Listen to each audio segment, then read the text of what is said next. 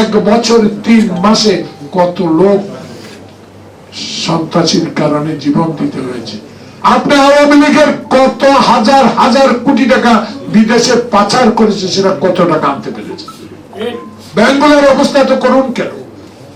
আপনি তো একজন গ্রহণযোগ্য ব্যক্তি, আপনাকে সম্মান করি, শ্রদ্ধা করি, আপনার প্রতি আত্মবিশ্বাস আছে বিধে আমাদের দল এখনো বলে যে কোনো বিষয় হোক আপনার সাথে আছি, থাকবো। বিএনপি চেয়ারপারসনের উপদেষ্টা জয়নুল আবদিন ফারুক বলেছেন, দেশের মানুষ শান্তি ও নিজের ভোটে প্রতিনিধি বেছে নেয়ার সুযোগ চায়। গণতন্ত্রে আস্থার কারণেই তারা প্রধান উপদেষ্টার দিকে তাকিয়ে আছে। তাই সব ষড়যন্ত্র উপেক্ষা করে সামনে এগিয়ে যেতে হবে। বৃহস্পতিবার জাতীয় প্রেস ক্লাবে ঢাকাস্থ সেনাবাগ ফোরামের আলোচনায় তিনি বলেন, আশেপাশের কয়েকজনকে নির্বাচন থেকে দূরে রাখলে 1991 সালের চেয়েও সুষ্ঠু নির্বাচন হতে পারে। তবে ষড়যন্ত্রকারীদের বিষয়ে সতর্ক থাকার আহ্বান জানান তিনি। পাহাড়ে অশান্তি ও দুর্গাপূজা ঘিরে ঘটনার নিন্দা জানিয়ে বলেন, এসব করে নির্বাচন বানচালের চেষ্টা চলছে। তাই ঐক্য ধরে রাখা ছাড়া বিকল্প নেই। সভায় সেনাবাগ ফোরামের সভাপতি লায়ন এবিএম ফারুকের সভাপতিত্বে বিএনপির বিভিন্ন পর্যায়ের নেতারা বক্তব্য রাখেন।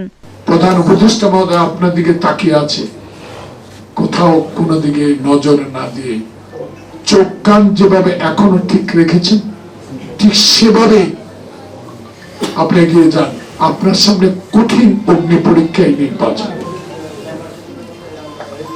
এই কঠিন নির্বাচনকে যদি আপনি সকল ষড়যন্ত্র উপেক্ষা করে আপনার আশেপাশে 2-4 জন 20 জনকে যদি নির্বাচনে সম্পৃক্ত না করেন, তাহলে আমি মনে করি 91 সালের চেয়ে আরেকটি সুষ্ঠু নির্বাচন হবে। এই আত্মবিশ্বাস আমাদের আছে আপনার। সে আত্মবিশ্বাসকে ধ্বংস করার জন্য আপনার পেছনে লোক রয়েছে, আপনার আশেপাশে বহু ষড়যন্ত্রকারী আছে।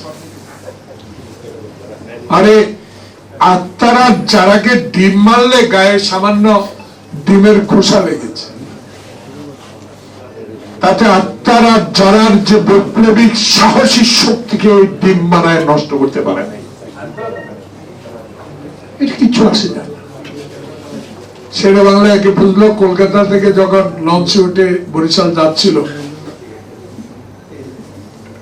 এক কর্মী দৌড়ে যায়, স্যার সব শেষ, আপনার বিরুদ্ধে কি লেখা আজকে লেখছে? এই লেখার কোনো কাম হবে না, এই ডিম মারায় কোনো কাম হবে না। এদেরকে আমরা সম্মান করি, সম্মান করতে থাকবে, কারণ তাদের আন্দোলন সংগ্রামের অবদান বাংলাদেশের মানুষ কখনো ভুলবে না। তাই আজকে আসুন, যারা বিভিন্ন রাজনৈতিক কৌশল হতে পারে, বিভিন্ন দাবি দাওয়া থাকতেই পারে, সেই দাবিগুলো নির্বাচিত সরকারের হাতে ছেড়ে দেন। সেই দাবিগুলো সংসদে পাস করার জন্য শুনে দেন।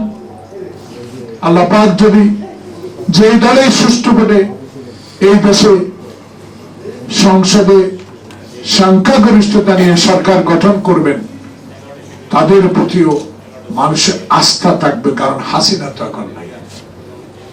হাসিনা প্রেতাত্মারা যারা দেখলাম 4 লক্ষ গুলি করেছে এক লোকে, মানে একটা বাহিনী, সেটা তো দেশে হবে। সে দেশে হবে, তার একটা মানে স্পষ্ট বলেছে, আমার ভোট আমি দেব, মৃত ব্যক্তির ভোট এই দেশে আর চাই না, গুন্ডার ভোট এই দেশে আর চাই না। এই দেশে একটি ভোট হবে, যে ভোটে বিনা আটকা, অর্থাৎ কি বলবো, বিনা বাধায় নির্বাচনকে নিয়ে আমার ভোট আমি দিতে পারবো।